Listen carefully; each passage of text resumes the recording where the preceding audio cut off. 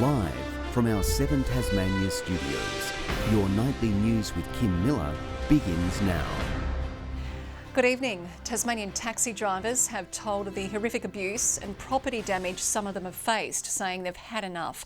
Hundreds of drivers going on strike, rallying for the right to do their job safely. Taxi drivers left distressed, traumatised and scared, a result of incidents like these captured online. It's very stressful to drive a taxi when you don't know who's sitting behind you. These drivers, many who are migrants, are just some of the 250 across Hobart, calling for safety measures while they work and repercussions for youth offenders. The abuse is going for so long, and I can tell you I'm sure about half the abuse is not reported at all. Last Wednesday night, a driver was allegedly targeted in Lutana with vehicles damaged. It will be alleged that some weapons were produced by the youths, including a knife, and as a result of the disturbance, at least 3 taxis were damaged with windscreens damaged. The victim left struggling to cope.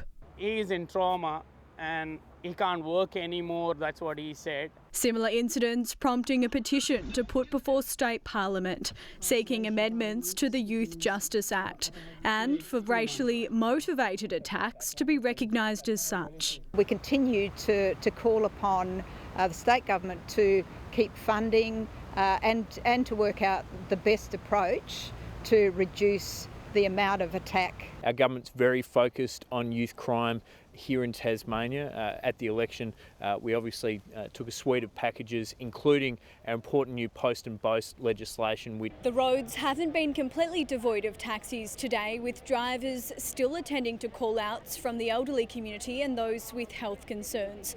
But they have warned they may strike again if their voices aren't heard. Tasmania Police asking for all incidents to be reported to them so they can combat the attacks. But until that happens, this community is living in fear. After a few days we forget everything and we are waiting for the next one to happen. Ruby Cairns, 7 Tasmania News. In developing news, a train and truck have collided in the state's north with emergency services on the scene. The train carrying hazardous material has derailed as a result of the crash at Westbury. Nearby residents have been told to stay away from the area, with a 100-metre exclusion zone in place at Marriott Street. The incident is also causing headaches for travellers, with delays expected for motorists using that route. There are no reports of serious injuries. Marriott Street will be closed until 12 p.m. tomorrow while investigations take place. Veteran environmentalist Bob Brown has pleaded not guilty to various trespass charges. The former Greens leader appeared in the Magistrates Court in Hobart this morning after being arrested during a Styx Valley protest earlier this year. Greens leader Rosalie Woodruff has backed Mr Brown's actions. These are peaceful protesters. These are young and older Tasmanians who are out in the forest, standing there, standing for the forest to keep them standing. The government says forestry workers have the right to feel safe in their workplace. Do it out the front of my office, do it out the front of Parliament. Don't do it in a high-risk workplace like a mine or a forestry coup. Bob Brown will reappear in court on July 5.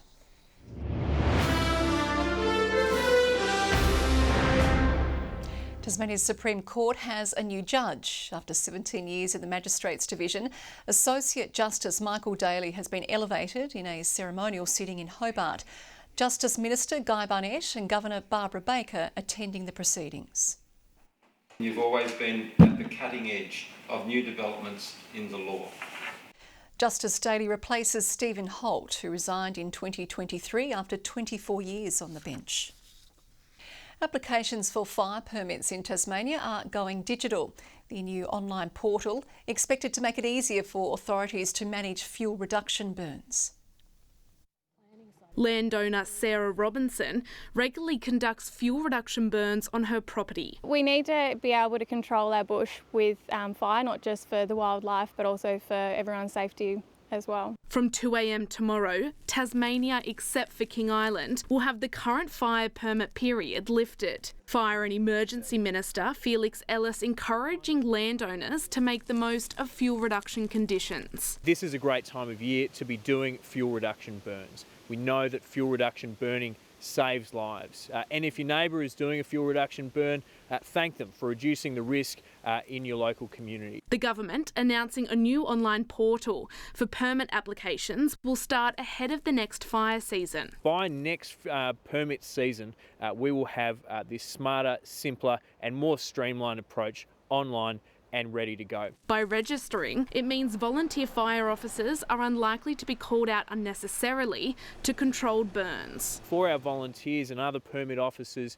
it'll also lighten the load on them as well. The Tasmania Fire Service having one clear message. If they're going to light a fire, do it safely, have a plan and ensure that they're actually communicating with their partners to ensure that those fires are executed correctly. Lily Thompson, 7 Tasmania News. One of Tasmania's most famous national parks is off limits until June as professional shooters armed with thermal vision move in.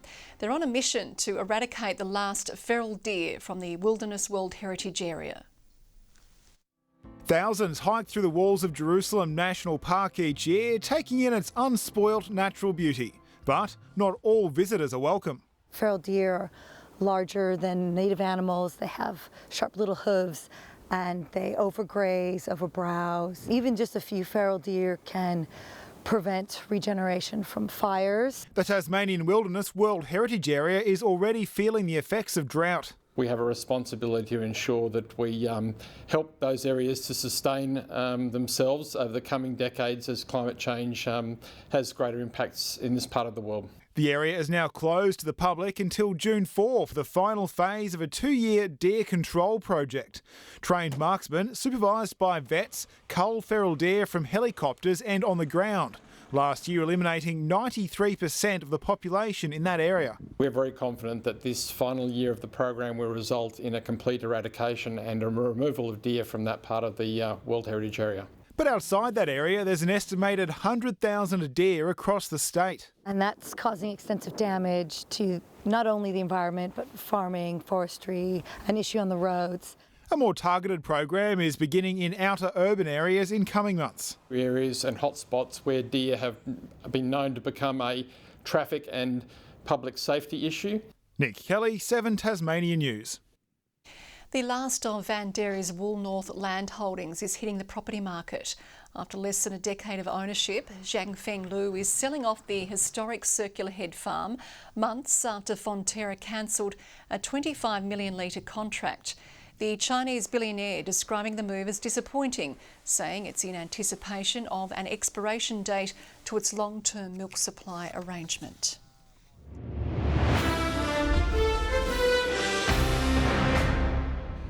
After proving his worth to selectors with a few breakout performances in the Big Bash last season, recovering from a knee reconstruction is just a minor hurdle for Mac Wright. The versatile batsman inking a 2-year contract extension as he looks for a regular spot in the Hurricane squad. I think that's just on me now to keep improving my game and make sure that I can be selectable across all formats. The Canes' second highest run scorer last season, he'll also be available for the Tigers for another 2 years. Hamstring troubles are a distant memory for Sam Siggins. 6 goals and 25 disposals on his return from injury, playing a pivotal role in Lauderdale's return to the winner's circle. The team inching back to its best after a slow start to the season. We're a bit behind the 8 ball at the moment, but we feel like once we get a bit of continuity in the guys we have out there and get a few more players back, I think once we're settled, I feel like our best footy can really stack it up with the best. Taking a look at the Crips Player of the Year now, and of course Sam Siggins takes the 3 votes for Lauderdale. Kinboro's Kieran Lovell gets top billing against Glenorchy. And North Launceston's Oscar Van Dam has been handed the 3 for the 2nd week in a row. Riverside, Glenorchy, Devonport and Kinborough are through to the semis in the Lacquer Seljuk Cup. The Lions taking a tight victory over Launceston City thanks to a double from the skipper. As a unit, we're not too fussed who gets them. luckily for me, I've been playing a bit higher up this year, so it's put me in a bit more of a goal-scoring position, but you know, that doesn't come without the work from other players off the ball. Women's Statewide Cup underdogs University have been eliminated by Launceston United, who will be joined in the semis by Canberra, South Hobart and Devonport. The Hockey Roos head into the Pro League's Europe leg on a high, with a win over Japan in their final home game before Paris. Tasmanian Madison Brooks finding the back of the net in the fourth quarter to seal the 3-0 win. It's not enough though to win the Women's Cup, that honour going instead to undefeated China. Good evening. Hobart and Burnie 16 today. Launceston got to 18 and Devonport recorded 17 degrees. St Helens our warmest, 19 today as temperatures stayed on the cool side of average. Friendly Beaches and Flinders Island 17, King Island and Low Head 16, Bushy Park 15, Grove and Strawn 14, a cool 8 degrees for Lyawini. Some low cloud over the state today following the cold front that brought some rain overnight. Today just 5 millimetres at Strathgordon. More low cloud is over the southern states and the Queensland coast due to an onshore flow. A few thunderstorms in the cloud clearing southern New South Wales. Convective cloud over the top end. Tomorrow, the high pressure system has most of the control. Weak troughs over WA and the east, the other features. What it does mean for us is that we'll have west-southwesterly winds, up to 30 knots over the east and to 35 knots over southern waters with swells over 4 metres. A gale warning has been posted for waters between Tasman Island and South East Cape. A strong wind warning from St Helens Point to Tasman Island and also from South East Cape up to Low Rocky Point. Hobart tomorrow. A top of 15 degrees and a cloudy day. 15 the top also for Venture Bay. Bruny Island may have a shower tomorrow. Tarraleah showers and a top of 10. Launceston a high of 16 degrees and partly cloudy. 17 for Devonport and Bridport. Burnie tomorrow expecting 16 and partly cloudy. Showers easing from Strawn. 15 the high for Marrawar. And for the east coast, St Helens becoming cloudy 16, Whitemart 16 as well, 15 the top for Swansea.